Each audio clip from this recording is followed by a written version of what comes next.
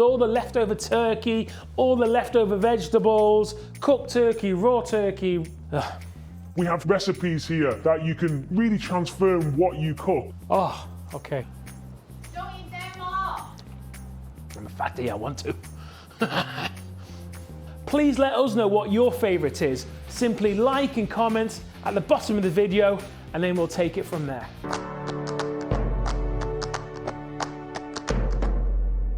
The first dish what we're going to be cooking is we're going to be making use of maybe any leftover meat, any turkey meat from Thanksgiving. What we are going to be having here, we're using some turkey breast that we've used Multo to really grind up.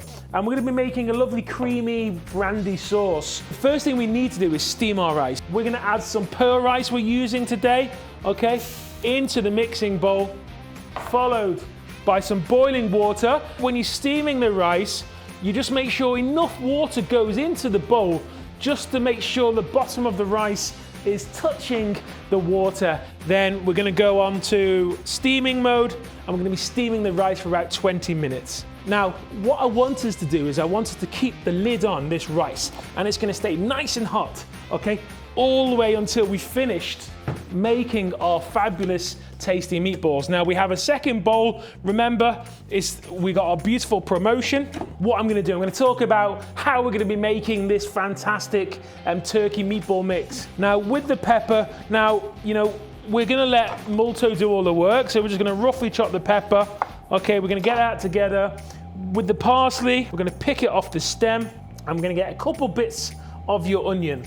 Now what we're going to be doing is we're going to be adding our veggies into the mixing bowl. We're going to go to manual mode. We're going to set it for 10 seconds. Yeah, it's beautifully chopped, nice and pulverized. And then what we need to do is we need to add the remaining meatball ingredients. We have our ground turkey mince. Now, if you can't buy it in store, very simple, use Multo to do it. Okay, speed setting 10. For about 30 seconds. Now, breadcrumbs. Now the breadcrumbs can give a nice softness to your actual meatball. And then an egg. A pinch of salt and pepper. And then a pinch of paprika. Give it a little bit of kick and flavor. The remaining paprika we can use for our sauce. And then some Dijon mustard. Okay. Whole grain mustard is fabulous for this recipe too. And then we're going to be chopping that for about 20 seconds at speed setting 4. And look at that, the mix is nice and bound. It looks fantastic, and we're good to go. So what we are going to be doing is we're going to be emptying onto a surface. Don't worry about cleaning the bowl actually, because we're going to be making our sauce inside there. So any leftover turkey mince or anything like that would work great as flavoring the base. Now, we're just going to roll them into some balls. Give you a little hint that, and a tip really, that if you are using the shallow steamer tray, make the balls a little bit smaller than the ones in the bottom, okay? And then they will cook nice and evenly. All right, guys, so what we have now, we've made our chicken meatballs, we've steamed our rice. The last thing that we need to do is we need to cook our base and our sauce. First thing we need to do is chop our veggies, because what we're not going to be doing is chop them as small as what we did last time. We're going to keep them very coarse, okay? Because when we're cooking with turkey, what you might find is that it gets very soft and you lose some texture. So I've kept the vegetables quite coarse, so when we bite into them beautifully turkey meatballs later, you still have some texture to it. And they're going to go in the mixing bowl whole, stalks and all right? And then we're also going to be having our remaining chopped onion, this time speed setting 4. Great, it's exactly what I need. So the mushrooms have chopped down a lot more than what the onions have, but the onions are still okay.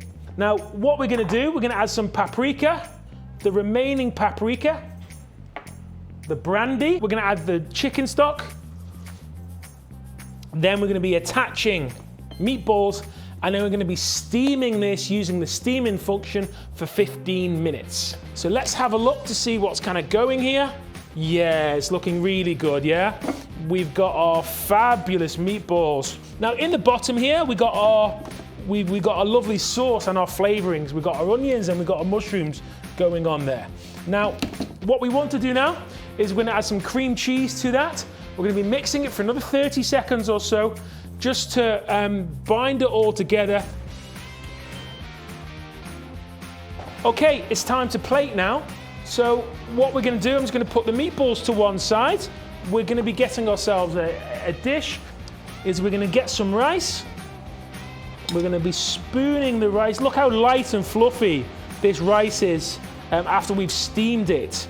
And then we're just going to dot some meatballs over. Depends how hungry you are. The last thing we just need to check is our fabulous sauce.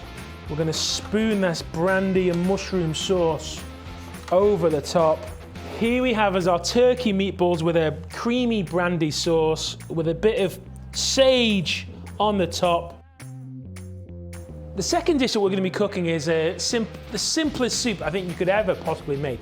It's a two-step soup, okay? We're going to be chopping our veggies and we're going to be boiling our veggies and then serving it all together. Really, really simple.